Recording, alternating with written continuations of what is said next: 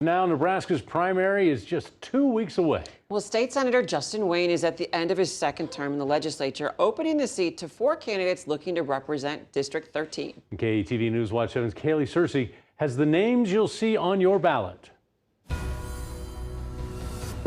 A diverse district housing Northeast Omaha is the face of change. With the seat open in Nebraska's unicameral, Tracy Hightower Henney felt like it was time to step up. I want Nebraska to be a place that we're proud to call home, and I want it to be a place where people can thrive and survive in their homes and jobs. As a Nebraska native, she says community outreach is vital. That's why she joined the Florence Kiwanis Group. Hightower Henney has a 15-year legal career. She says her work as an attorney helps her understand critical policy initiatives that can transform District 13. We're looking at a lot of things happening with funding for public schools, and I certainly will support public school dollars going to public schools. Finding a solution for property taxes, the need for affordable housing, and jobs that can support working families, a focal point for her challenger, Ashley Spivey. From wages to workforce development to business and innovation to supporting homeowners and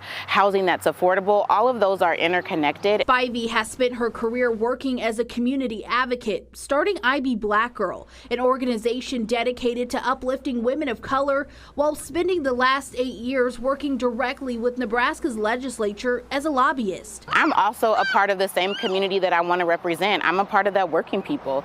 So, I understand what it looks like to have to figure out what are you going to do around your income and be able to build generational wealth. And build up the area's access to health care, creating economic hubs, helping businesses grow. Also vying the role is Matthew Clough, a father of 3 calling the district home since 1985. I think rather than looking at it at the district as a whole, you really need to look at those individual communities. He served in the Marine Corps, led operations at the Department of Health and Human Services, spent time overseas volunteering, experience he wants to put into policies. We have to have a safe community. For people to get out and enjoy life, to do the things they want to do, they have to feel safe. So that's a high priority.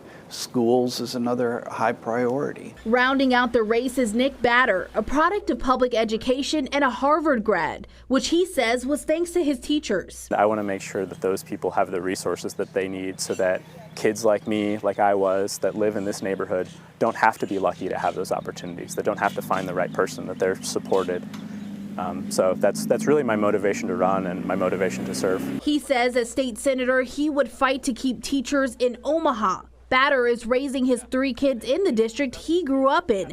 But as he's grown older, he's noticed so has health care. We lost our downtown ER recently, and now Emmanuel is really understaffed so that it can't always provide the full services it needs to be providing. He wants to keep taxes in the community to give a boost to infrastructure and the aging population. 4 candidates with different backgrounds, all fighting to give their neighbors a voice. Kaylee Searcy, KETV, Newswatch 7.